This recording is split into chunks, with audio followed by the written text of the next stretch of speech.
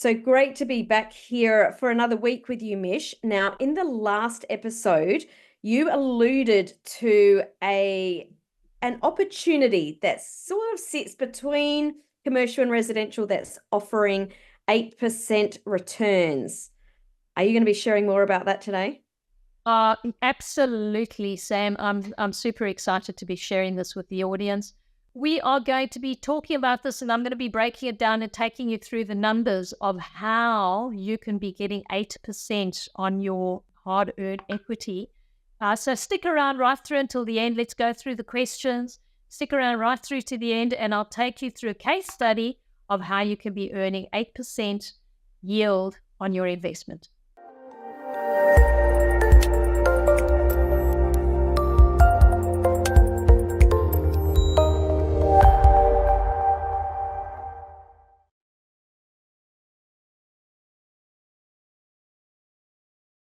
Welcome to today's episode of the Revolve Commercial Property Podcast. I'm your co-host, Samantha Riley. I am the non-real estate expert of this little cohort. So please welcome Mish Daniel, who is the absolute expert in commercial real estate. We're going to have another great episode today, Mish. Hey, Sam, really nice doing this with you. Yeah, super excited to do this one. And it's a little bit different what we're doing today. Answering burning questions that come through from clients. So I love this. Yeah, this is all about you, the client, you, the buyer, you, the real estate investor. So we've got lots of questions that have come through for today. As you're listening, if you have a question that pops into your head and you would like Mish to answer that, then definitely do so. We really would love you to submit your questions, and you can do that. There's a link right below on whatever platform you're listening to or watching on. So as you go through, if something pops into your mind, definitely submit those questions too, so we can feature you on another Ask Mish episode. But are you okay if we jump in right now, Mish, with the first question? Yeah, absolutely. Let's go. Hey, Sam, I just thought of something else, and I probably shouldn't even be saying it now, but I'm going to say it now. You know, in those questions, as I do, spontaneous, I would love to get people's views on whether they would like to have these shows live. So if they want a live Ask Mish sort of thing, I'd love to get their views on that as well. So I'm going to welcome our audience. If you'd like to do this live with me, put a note in the link below and just, say that, just put a note in there that you would like to have this done live. Oh, jump in the hot seats. There we go. Absolutely. So we've got Ask Mish episodes and hot seat Mish episodes. Love it. There we go. All right. Well, let's dive into the first question. So the first question that's come through is, why is commercial real estate investing considered a long-term wealth creation strategy?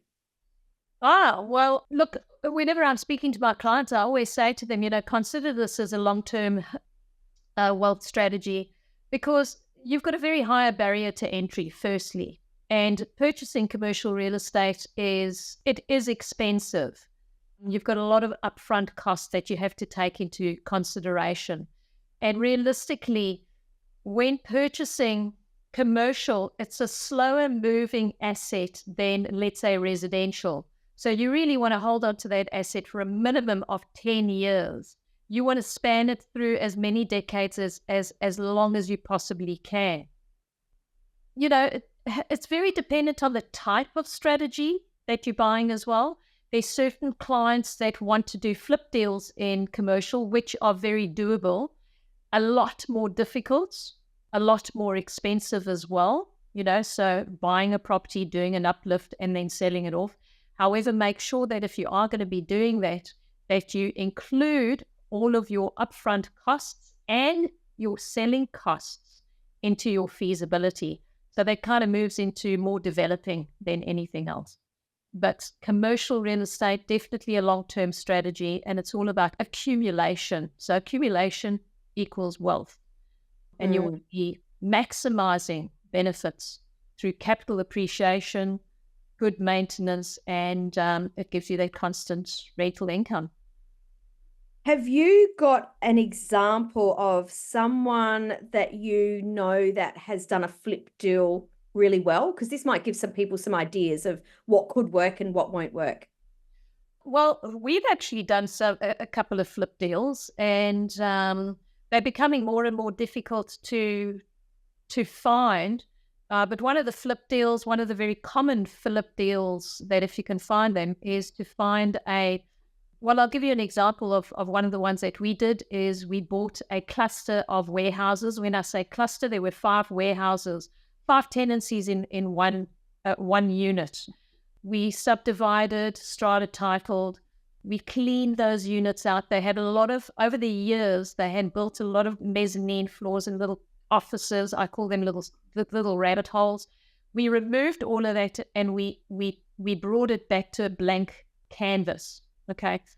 Cleaned it up, removed. So there was quite a lot of capital works involved, painted it out, subdivided, strata titled, and then we sold off those units individually.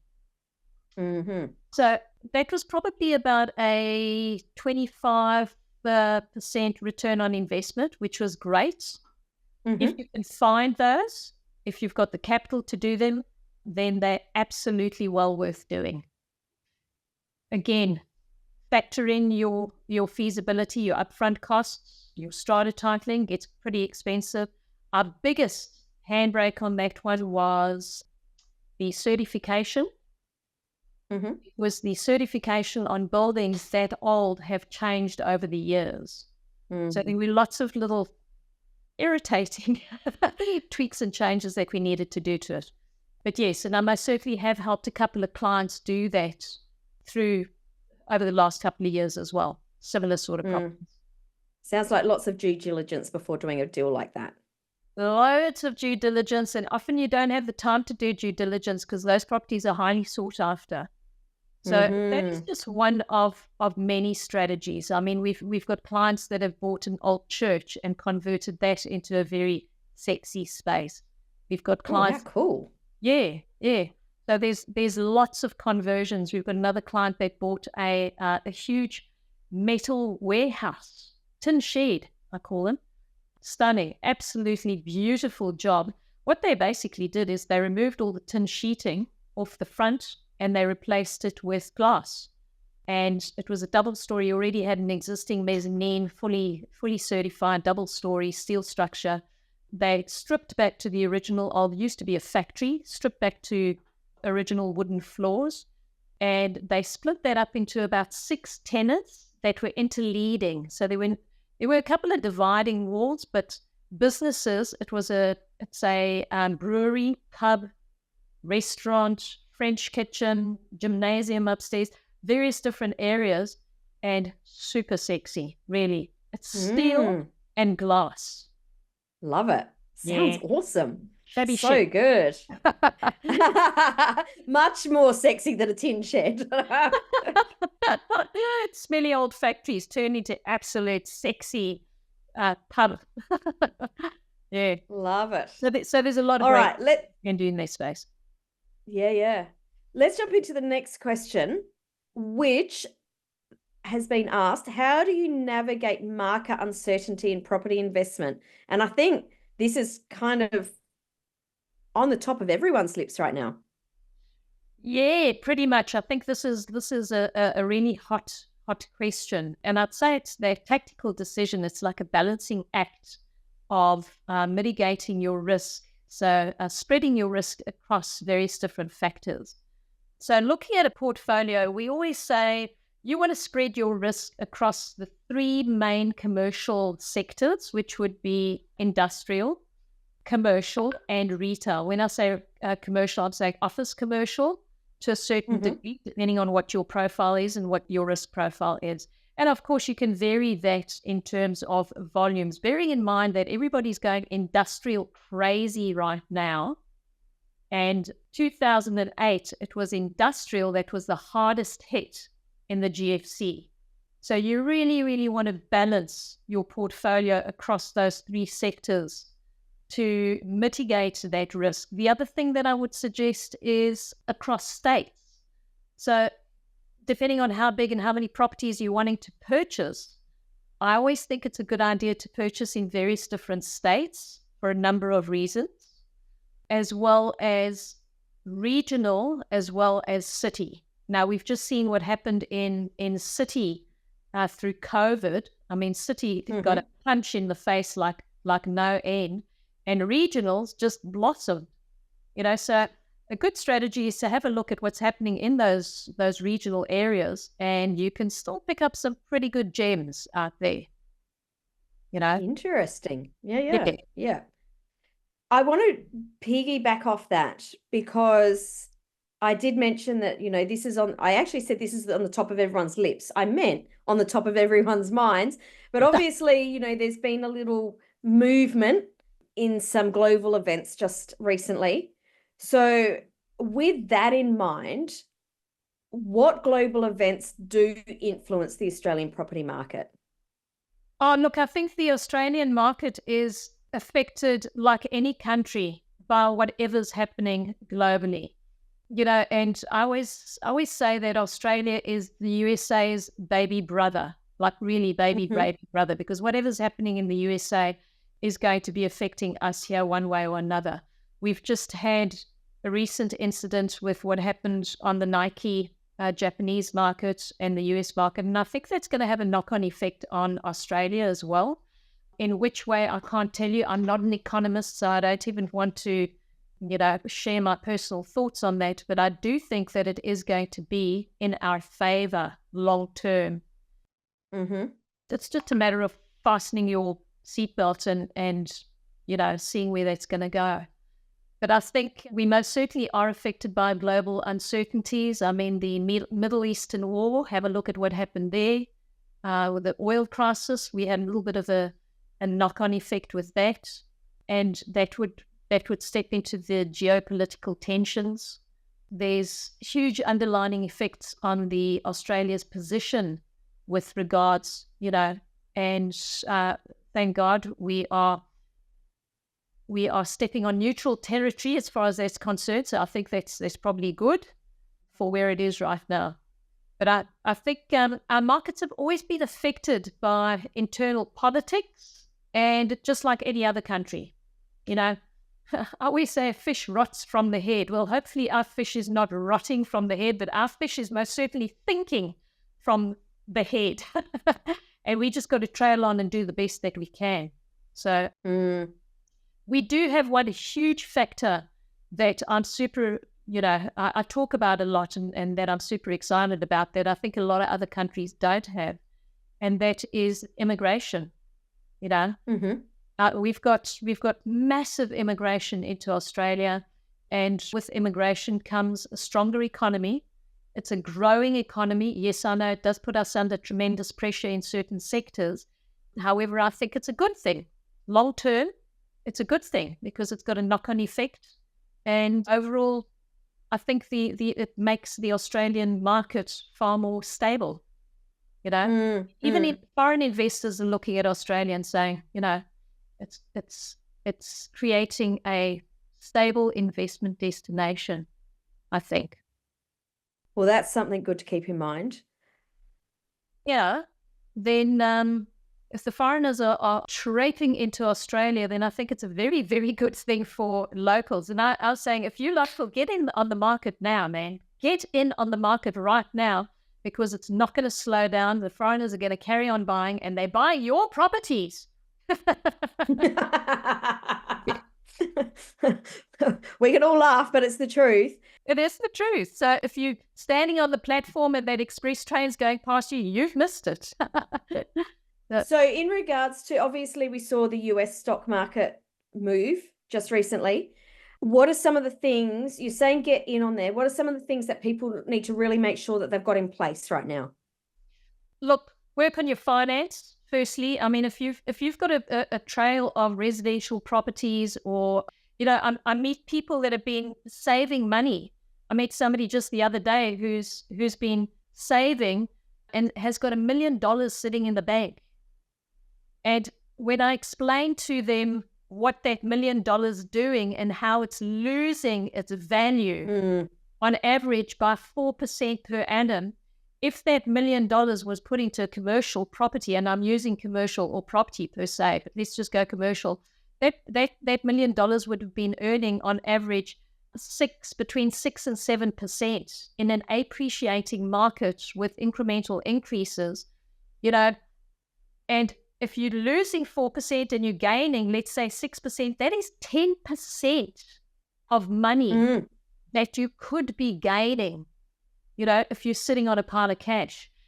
Likewise, if you've got equity and it's in low-hanging fruit trees, low-hanging trees, use that equity to bolster your portfolio. Now's the time to be doing it, because this market's not going to slow down anytime soon. You just got to have advice. You got to have a look at history, what's been happening over the last 100 years, 500 years. You know what? I've been in this market for over 35 years, Sam. I started buying real estate at the age of 23. I have been 22, actually. I have been through 3 down cycles where the market has crashed 3 times, and it hasn't. It's bitten me in the butt, but it hasn't affected me. I've managed to hang on to those properties. And the reason for that is because I do believe that commercial is affected by maybe 10%, whereas residential hits about 30%. Downturn, commercial wobbles and residential hurts. So very, very, I would say, stable asset. Commercial is a very, very stable asset. It's you just got to have a look at why. It's dealing with core established businesses, better rentals, longer leases, incremental increases. It's a sophisticated, sustainable business that you're dealing with. So when the market hits those downs, those businesses have to keep on trading. And they do. So that's a big difference in the fluctuation between commercial and residential. What can you say to that? Look, I would say, those are the percentages that most people don't talk about. I happen to follow Phil Anderson. He's an economist. He's been doing this for the last, I don't know how many years. And they've done studies going back 500 years, in fact, on Gantt charts. And they've picked up that when the market crashes, commercial real estate is the only stable commodity that does not take a pounding as hard as every other market. It's the most stable market, let's say. So it's the one that is the least affected out of all the other markets. And that would be the residential market. That would be investments. We haven't tested crypto. We don't know where crypto is right now. I mean, I know I've got a lot of people out there that are singing crypto praises, and you know what? Spread your eggs. Have a toe everywhere. I think is a very good thing to do. But as far as commercial is concerned, it's bricks and mortar. It's something tangible, and you've got those long leases with sophisticated businesses in it, and that is why it has the sustainability, and it recovers a lot quicker. It's stronger than any other market. There you go. Love it. All right, let's jump into the next question. How do interconnected markets impact commercial property decisions? Wow. Okay. Interconnected markets, I would say probably we're looking at cycles. So economic cycles, business sectors, and they'd probably be impacted by performers and have a natural knock-on effect. And it's what we were talking about in downtimes or in uptimes. But when businesses are up, the market would be up. Okay, so if the market's up, then businesses are up. And you just need to have a look at what's happened over the last 4 years.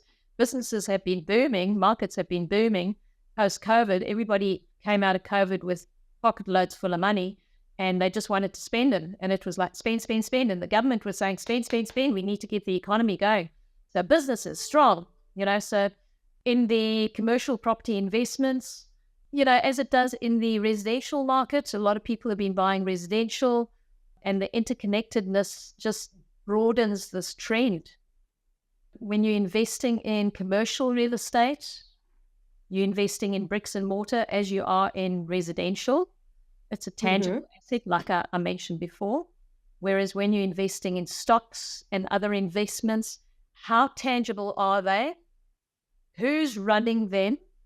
And you're basically leaving your decisions, your investment decisions, in the hands of economists and traders. And, if they are making decisions on your behalf, you hope that they're making the right decisions. Whereas if you have your own asset and it's bricks and mortar, you can see what's happening in the area, you can see what's happening with the business, you can foretell that the industry that you've effectively invested in your commercial property is either a winning industry or it could be phasing out, and make a management decision around what that sector is. So it just gives you more power, put it that way. It is. That's certainly what was coming out. You're more empowered. You're not just caught with someone else's decisions. There are certainly market, I guess, effects, but you can still decide what to do from there. Yes, and you've got the decision. It's your finance. You can see it growing. You can see it, shrinking, whatever it is. When it starts shrinking, you can be asking the questions. Well, if your money's sitting in in stocks and shares, you've got to be trading those stocks and shares constantly, carefully, all the time. The beauty about commercial real estate is it's not. It really is a set and forget strategy. You're not having to do that amount of work on it on a daily basis. You're just, doing, buying, setting up, and then letting it run its course. As long as you've got the right people looking after it, you should be moving in the right direction. So what does that entail? What do people need to know whether they've got the right people looking after it? What are some of the questions that they need to ask? Well, I think it boils down to property management at the end of the day. And if your property managers are saving you money, then you got the right property managers. If they are looking after your property, I'll give you a good example. Perfect. Look, we had a client recently who had a commercial property. He bought it, I don't know, about 2-3 years before I met him. He showed me his commercial property and I said, it's a net lease, but you paying the outgoings. He said to me, what are you talking about? I said to him, well, let's just use $100,000, for instance, 100K per year. I said to him, you collecting 100K per year? He said, yep. I said, well, that 100K, your tenants are meant to be paying the outgoings. And he said, but they are. I said, no, actually you are. So I said to him, you've been paying 40K a year on outgoings. You've been missing out on 40K a year that your tenants should have been paying for the last 3 years. It's $120,000 that you have lost because your property managers haven't been managing your property properly. And that is just one very, very small example of how easily this can just go awry. So 120K is, and like I say, I'm using round numbers here. These are not the exact numbers, but that's how much he had lost over that period of time. So it's having the right people on board to know these kind of things. We had another instance where tenants weren't paying for their parking. You had 50 parking lots and nobody was paying for their parking. It was in their lease, but nobody picked it up. So there's a lot of space in your commercial properties. Another perfect example is mezzanine floors. Often the lessee, the tenant's meant to be paying rentals on the mezzanine floors, but they're only paying for a portion. So these are just little nuances that we pick up on, and you've got to make sure that you've got the right property managers who are asking the right questions. And guys, if these are questions that if you don't know, then be asking these questions. You're going to be asking your property managers. You're going to make sure that you are getting paid rent on every single square meter that is in that building. Absolutely. Awesome. All right, let's jump into the next question. What simplicity is emphasized in property investment strategies? Beautiful one. What simplicity? Well, I would say patience. My biggest takeaway would be patience and keep it simple. You want a very simple approach to very complex property investments.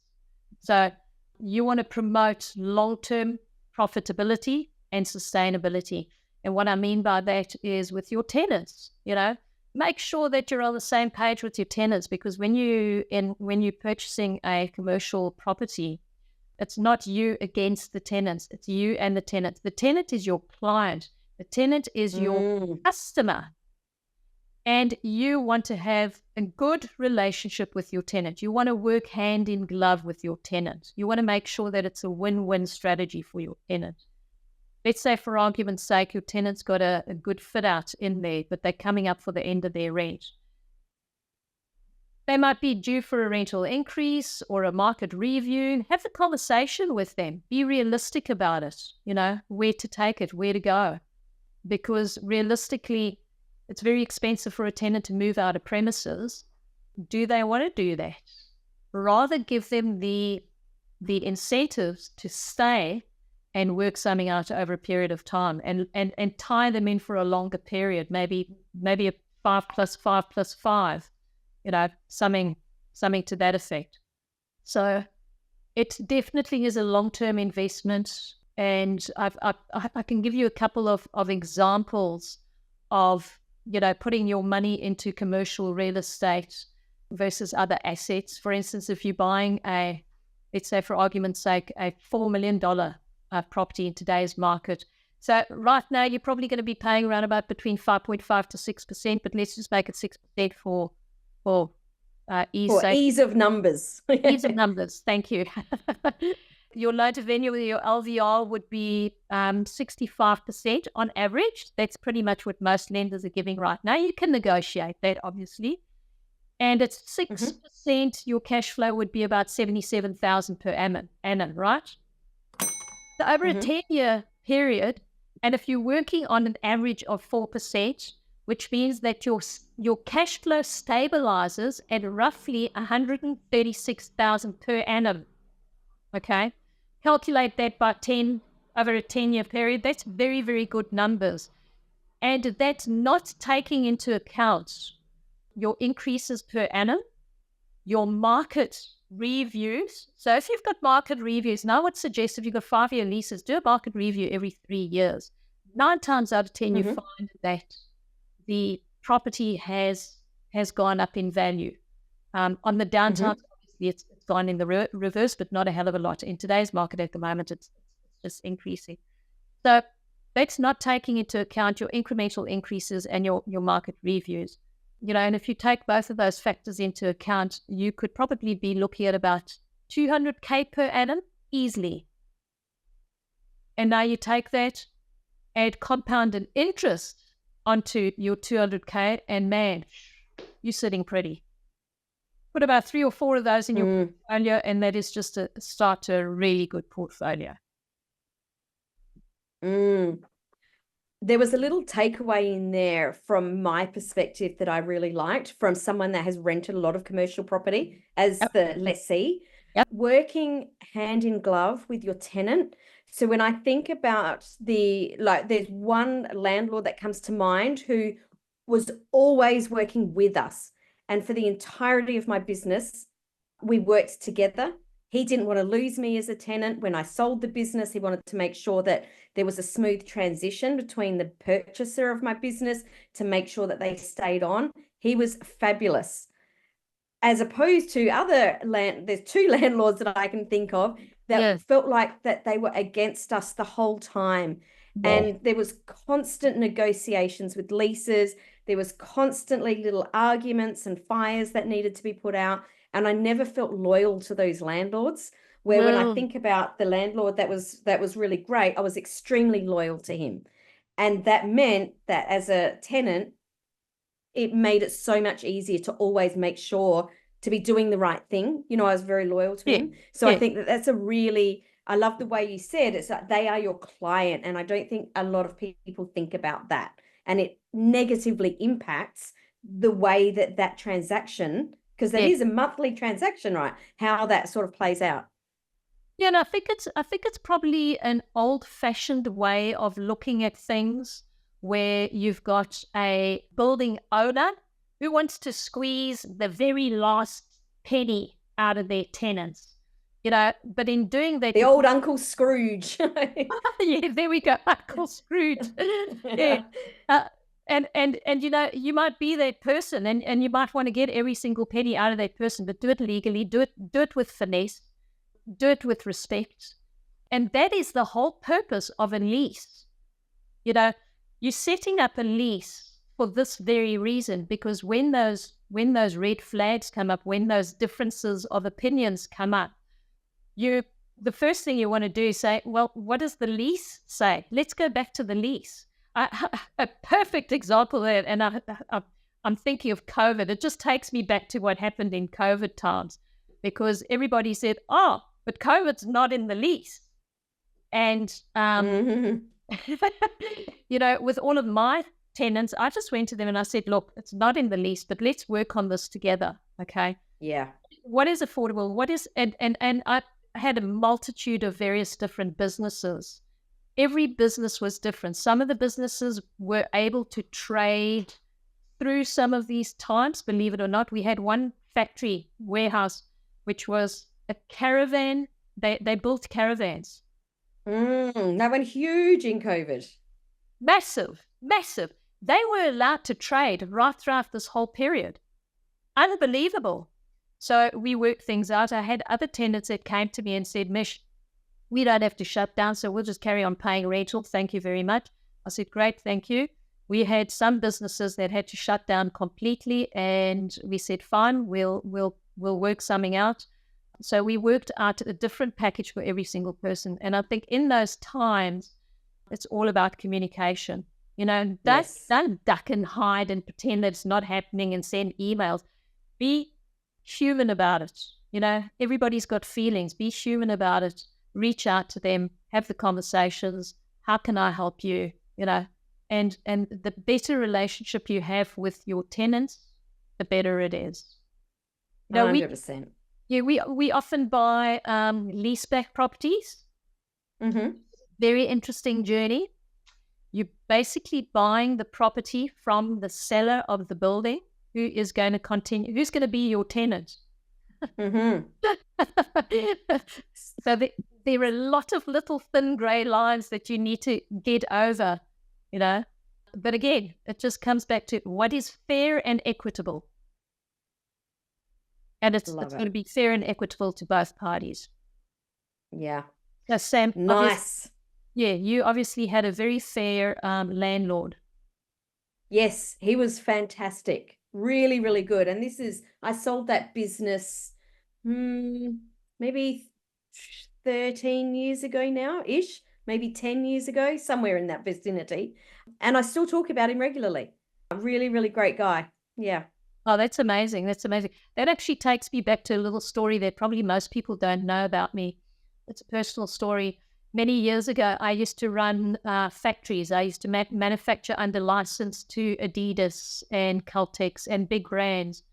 And my factory burnt down in the middle of the night one night. I had 400 staff, so it was a big factory, 2,000 square meters. And that factory burnt down. Now, you can imagine it was a manufacturing factory, so it was steel machines with loads of oil in them, and we were manufacturing Quantic, so it was nylon, Polo fleece, which was nylon. We had a lot of cotton on the floor as well. And my landlord came to me because I owned a lot of property, but I never worked in my own properties. It was cheaper for me to rent from somebody else and to rent my properties out, which is a strategy, okay? And my landlord came to me and he said, we don't have a fire policy in the insurance. So I said to him, well, what does that mean? He said, well, do you have insurance? And I said, yes, of course, I've got insurance for my business. So my business was covered. It was the hugest cash sale I ever did in my entire life, but I had to pay tax on it. Because when you do a huge claim like this, the insurance pays you out. a whack of cash. It's not tax deductible. Uh-huh. That's not always the greatest, but anyway. And in the fire policy, they didn't have removal of the rubble, so rubble removal. And if you think about it, you think about the fire damage per se, but the rubble removal was hugely expensive. I think it was about 50,000 Wow. just to clear the rubble. Anyway, and we sat down, we spoke about it. I ended up contributing towards that in the essence of good relationships. I didn't have to. Mm-hmm. It was for the landlord's account. But what he did is he said he'd build us a whole new office and it would be offset to the whole new office and the whole new factory. So we got a brand new factory and a brand new office and everything. Let's jump into the next question, Mish, which is why are venture capitalists shifting towards property investments? Well, this is really interesting because I didn't know that venture capitalists are shifting towards property investments, but now on looking into it a little bit deeper, I can see why they are. And I would say the secret is out. Suddenly, they're looking for more stable, tangible assets. They're looking for something that is far more stable, that's more tangible. And like I said earlier, research has now been done over many, many years. And historically, we're always going to need roofs over our heads. We're always going to need business. We always need manufacturing, export, distribution, medical, retail, shops. People are always, human beings are always going to have those basic essential needs. So the research that's been done over the last 100 years, and then they went back as far as 500 years, and they looked at the various different sectors, and commercial has always come out as the winner. So I think if the capitalists, venture capitalists, economists are starting to look at it, I think our secret is out. And you mentioned medical in there, and as we know in Australia, we do have an aging population, so that's not going to lessen, that's going to increase, right? We're going to need more medical, or more in the medical field facilities. Yeah. And you find that those medical facilities are now in hubs. So you've got certain areas where you've got one medical facility that goes up. Take, for instance, hospitals. Wherever a hospital goes up, you've got a huge band of medical facilities that pop up around it, because it just makes sense, because you've got the hospital there, and now you need orthopedic surgeons, and you need, every single supporting medical facility, and those doctors are going to be consulting. The doctors want to be consulting close to where they're working. So that just makes absolute sense. So yeah. Well, I know in our local area here, we have got so much construction going up with medical hubs. It's huge. Yes.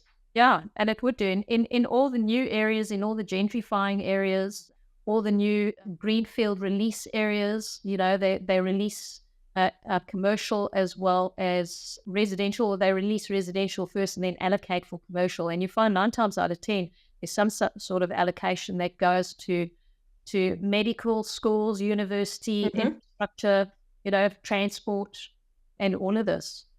And I think a lot of this has been as a result of the post-tech sector that has declined. You had the Silicon Valley bubble that really was one of those spikes. However, that's kind of plattered out. And now the commercial sector is being viewed as a far safer and predictable sort of cash flow strategy, I would say. I'm assuming that that's what it is. That's from my take on it. Well, let's take that one step further. Yeah. How does commercial property fare in high interest rates in environments? Well, interesting question. I think that's a question that most people are asking right now. Absolutely. So again, I'm going to say long-term asset over a period of 10 years plus. So if you bought your commercial properties 5 years ago, you should really be sitting pretty happy at the moment. However, while the interest rate environments pose challenges, commercial properties can still offer compelling investment opportunities due to its potential stable income. So it is a little bit of an inflation protection against inflation. It has those tax advantages and the opportunity to capitalize on distressed assets, as we discussed earlier. So what often happens in a market like this, as the interest rates go up, if people are too highly leveraged, they've got to get out of the market. So we're seeing a lot more fire sales where people have to get out of the market straight away, or they haven't been looking after their assets, and their assets are a little bit distressed. And I got to be honest with you, when I see those distressed assets, for me, they are lollies in a candy store. We love those. Yeah. We really do know how to turn those around. And I see those as value add projects. They're becoming a little bit more rare in the current market. So I think the key is, as we discussed in the beginning, is to balance your portfolio. Select properties that align with all the benefits that we've spoken about. You want to be considering those long-term potential in the investments, and you want properties with stable cash flow, with core businesses, long leases, good tenants, in areas preferably that are growing, so in growth corridors, gentrifying areas, and across various different sectors. So as we've mentioned before, you just have to have a look at what businesses are effectively, what sectors are going to be around through high interest rates. Oh, supermarkets right now are going gangbusters. That was the very first thing I thought, is that's going to be the number one. we know that during a downturn, that food in like supermarkets or that sector goes up. As hospitality loses, supermarkets go up. So yeah. It's really interesting because you've got various different sectors that increase. You said it: supermarkets, bottle stores, hairdressers, beauty. All of those, they are pleasures that people seem to, when everything else is going pear-shaped, they say, oh, well, you know what, I might as well have a drink and enjoy my life. Or yes. Or say, if everything is going to the wall, at least I want to look beautiful. Yeah. It amazed me that the beauty sector was one of those sectors that maintained and increased in downturns. Yeah. Well, over COVID, it massively increased, which to me is crazy because I did the opposite. I did not put any makeup on. I thought, this is great. Same. I mean, it's and I think a lot of people came out of that with long hair and grey hair. The hairdressers were complaining because they were allowed to trade to a certain point, and then suddenly they were shut down. And then there was uncertainty about them because we've got a couple of hairdressers on our books. And then they were asking us, can we open? Can't we open? And eventually I said to them, you know what, if people are knocking on your door, open. If there's uncertainty about it, until somebody comes along and says, hey, hang on, wait a minute, by law, you shouldn't be trading, then fine. But otherwise, they continued to trade and they made people look beautiful and continued. Absolutely. So not everything goes down in a downturn. Now, Mish, last episode, you alluded to a little strategy that you know of that is not quite commercial, but it's like straddling that commercial residential that is offering an 8% return. You can't put that out there and then not give us the goods. So I'm going to hold you to this. Can you tell us more about what this opportunity is, and what it looks like? Okay, Sam, yes, we did drop that as a bit of a bombshell last time, so I'm pleased you brought it up. So what we're talking about over here is, drum roll, boom. These are display houses. But now I have to explain to you how a display house looks, because I'm really not interested in residential. However, when I saw 8%, I really sat up and started looking at this. So there are various different developers. Not every developer does this, but there are one or two developers. We happen to have a relationship with a developer who we sat down with and has come up with this strategy. And what it is when they have a greenfield release. All the developers build display homes. What they put into those display homes, and if you look at any of those areas, you'll see that those display homes, obviously, they are the top-notch sample of what that developer can produce. Okay. However, that's a lot of money that's sitting there producing effectively nothing. It's not getting a rental. It's not doing anything. So you've got millions and millions of dollars that are sitting there without any give back to the developer. So what this developer in particular has decided to do is to sell those development houses, which means that you can buy that home, that house, and the developer will pay you 8% net, which means that you do not pay any of the outgoings, nothing, not a single cent. Okay.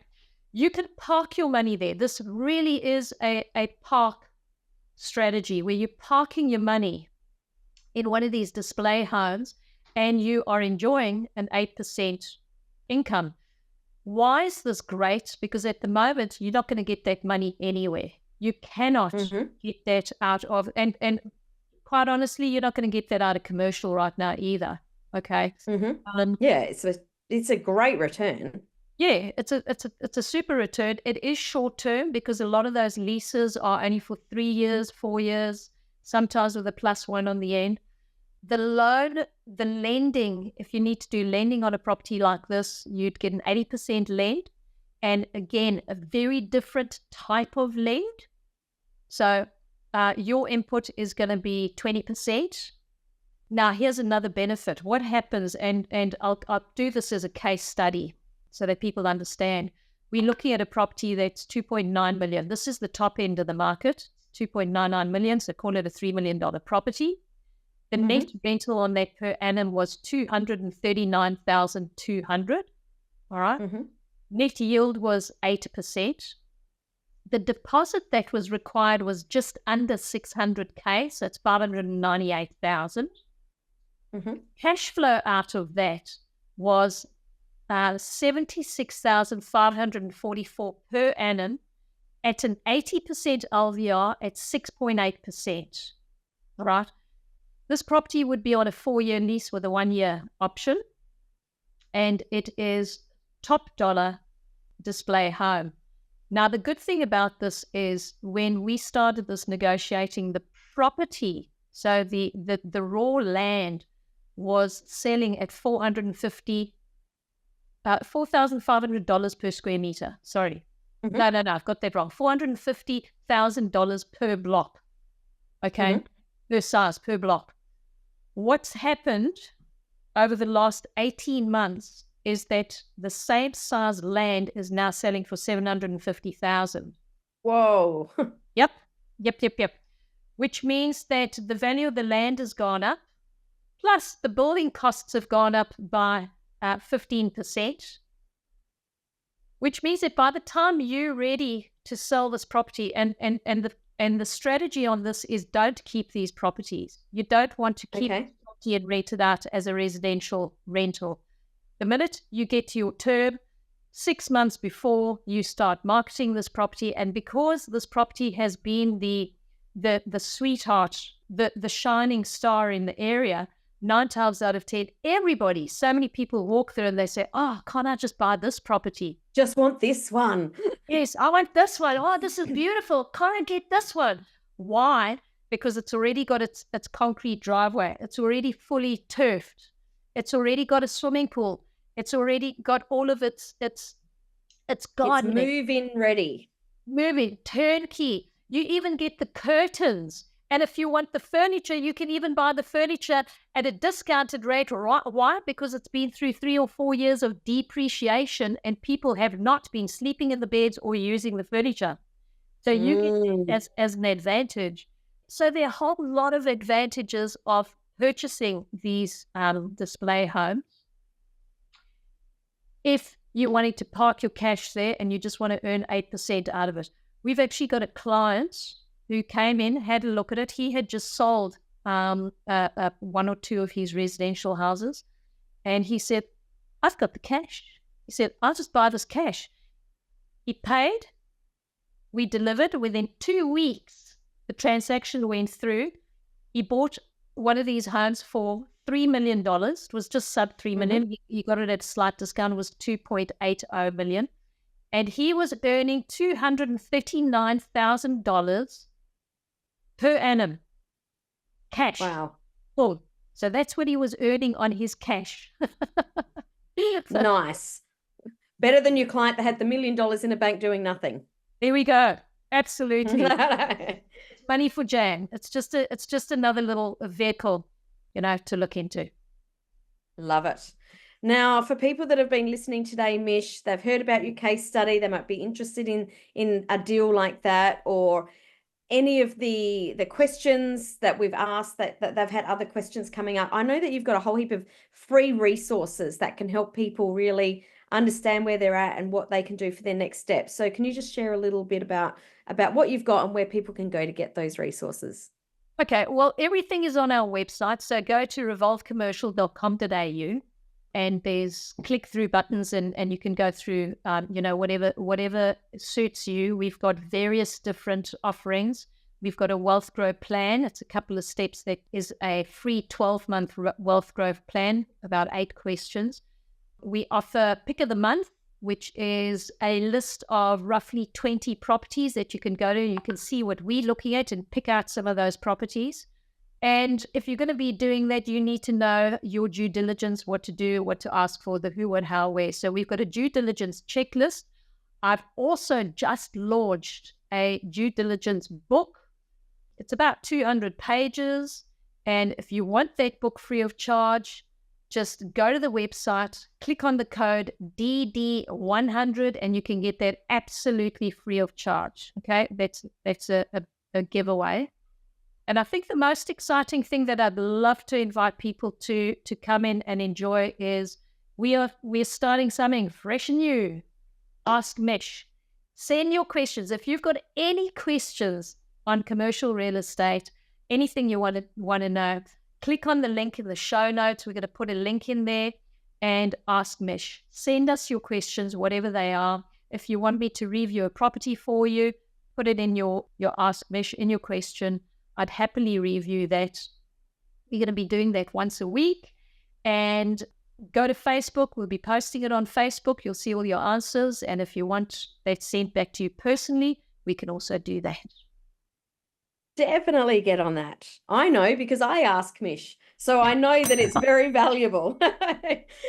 Awesome episode today, Mish. I really enjoyed the questions that people sent in, and I can't wait to see what questions people send in for the next episode. I love it. I feel like I get an inside peek into everything that's going on. I feel very blessed and grateful to be here in this position, getting all this access to you, even though everyone can listen in. So thanks so much for today's episode. And I look forward to seeing you on the next episode of the Revolve Commercial Property Podcast. Thanks, Sam. A real pleasure to be doing this with you. And thank you again for joining me. I'm really loving having these chats with you. So, yeah, join us next time.